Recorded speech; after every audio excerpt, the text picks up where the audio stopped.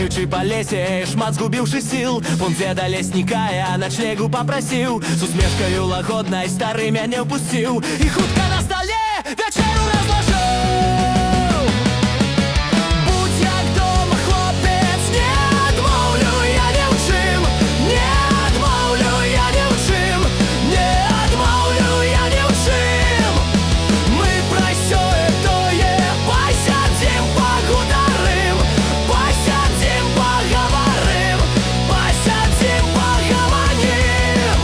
На вуліцы сцямнела, а мы всё за столом. Ляснік сядзеў насупраць, паю мяне віном. Распавядаў, што ў лесе усе ў яго сябры, а ў ім дужэй да сэрца яму шэрыя ваўкі. Будь як дома, хлопец, не адмоўлю я ні ў чым, не адмоўлю я ні ў чым, не адмоўлю я ні ў чым. Мы пра сёе тое пасядзім, пагутарым, пасядзім, пагаварым, пасядзім, пагаманім.